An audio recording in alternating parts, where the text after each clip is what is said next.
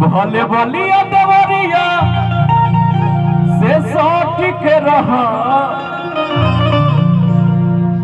अहि मुररिया से तनकी अरे चपा के रहा।